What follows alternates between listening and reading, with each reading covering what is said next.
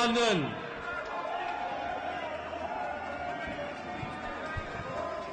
What a sight for sore eyes. People ask what gives me hope.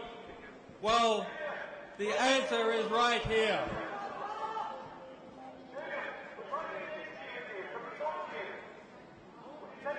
My God. 6 months ago, 185 days ago, I entered this building. It has become my home, my office, and my refuge.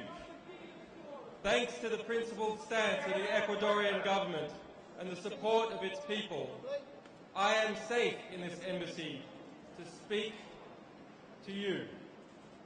And every single day outside, for 185 days, people like you have watched over this embassy, come rain, hail and shine. Every single day. I came here in summer. It is winter now. I have been sustained by your solidarity, and I'm grateful for the efforts of people all around the world supporting the work of WikiLeaks, supporting freedom of speech, freedom of the press, essential elements in any democracy.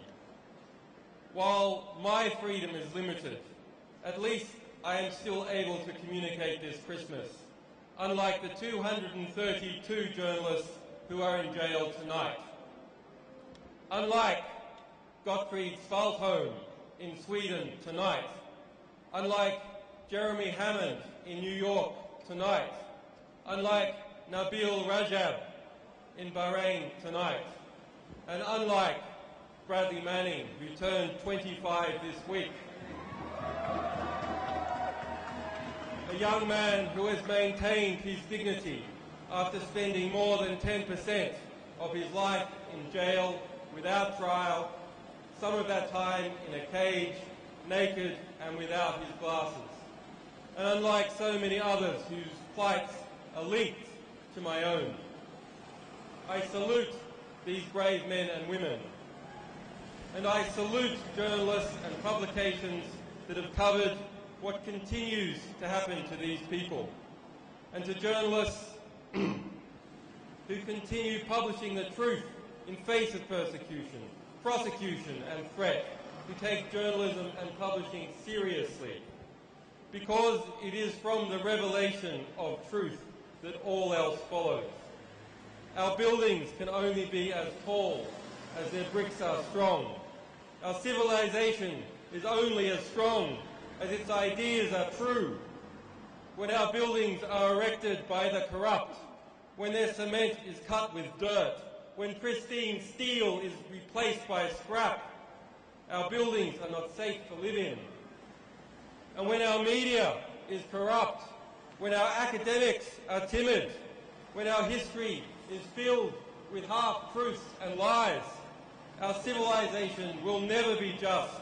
It will never reach to the sky. Our societies are intellectual shantytowns. Our beliefs about the world and each other have been created by the same system that has lied us into repeated wars that have killed millions. You can't build a skyscraper out of plasticine, and you can't build a just civilization out of ignorance and lies. We have to educate each other.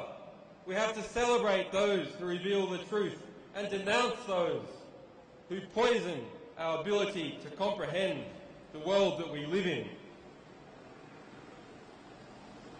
The quality of our discourse is the limit of our civilization. But this generation has come to its feet and is revolutionizing the way we see the world. For the first time in history, the people who are affected by history are its creators. And for other journalists and publications, your work speaks for itself, and so do your war crimes.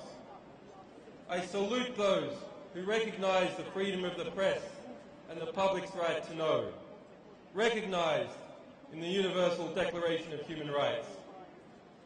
recognized in the First Amendment of the United States. We must recognize that these are in danger and need protection like never before. WikiLeaks is under a continuing Department of Justice investigation, and this fact has been recognized rightly by Ecuador and the governments of Latin America as one that materially endangers my life and my work. Asylum is not granted on a whim, but granted on facts. The US investigation is referred to in testimony under oath in the US courts, is admitted by the Department of Justice, and in the Washington Post just 4 days ago by the District Attorney of Virginia as a fact. Its subpoenas are being litigated by our people in the US courts.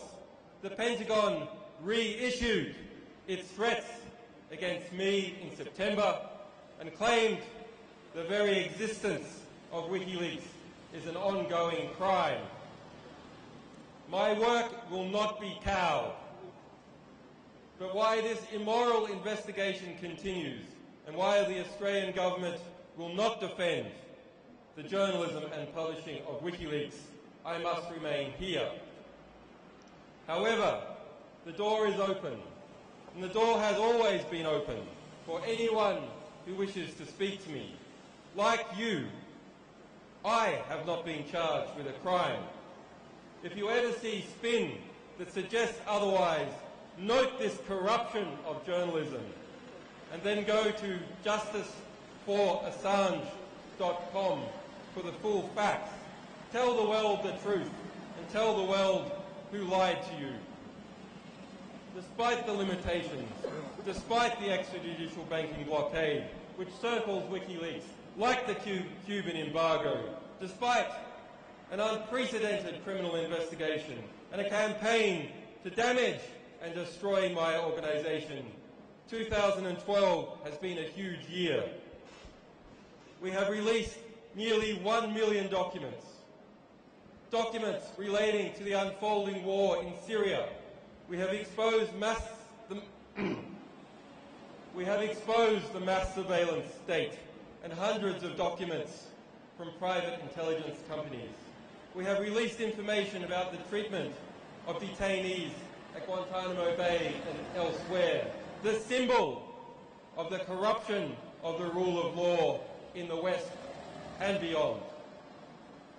We've won against the immoral blockade in the courts and in the European Parliament.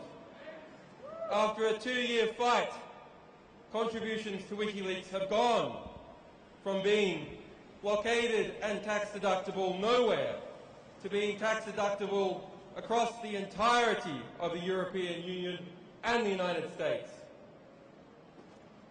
And last week, information revealed by WikiLeaks was vital and cited in the judgment in determining what really happened to El Masri, an innocent European kidnapped and tortured by the CIA.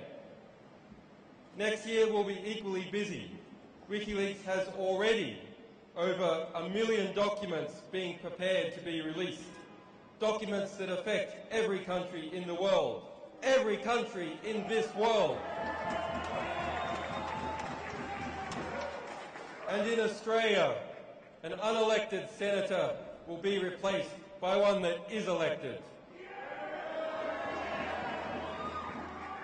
In 2013, we continue to stand up to bullies. The Ecuadorian government and the governments of Latin America have shown how cooperating through shared values can embolden governments to stand up to coercion and support self-determination. Their governments threaten no one, attack no one, send drones at no one, but together they stand strong and independent. The tide calls of Washington power brokers for economic sanctions against Ecuador simply for defending my rights are misguided and wrong. President Correa rightly said Ecuador's principles are not for sale. We must unite together to defend the courageous people of Ecuador. to defend them against intervention in their economy and interference in their elections next year. The power of people speaking up and resisting together terrifies corrupt and undemocratic power. So much so that ordinary people here in the West are now the enemy of governments, an enemy to be watched, an enemy to be controlled and to be impoverished. True democracy is not the White House. True democracy is not Canberra. True democracy is the resistance of people armed with the truth against lies from Tahrir to right here in London. Every day, ordinary people teach us that democracy is free speech and dissent. For once, we the people stop speaking out and stop dissenting. Once we are distracted or pacified, once we turn away from each other, we are no longer free. For true democracy is the sum of our resistance. If you don't speak up, if you give up what is uniquely yours as a human being, if you surrender your consciousness, your independence, your sense of what is right and what is wrong, in other words, perhaps without knowing it, you become passive and controlled, unable to defend yourselves and those you love. People often ask, what can I do? The answer is not so difficult. Learn how the world works. Challenge the statements and intentions of those who seek to control us behind a facade of democracy and monarchy. Unite in common purpose and common principle to design, build, document, finance and defend. Learn, challenge, act now.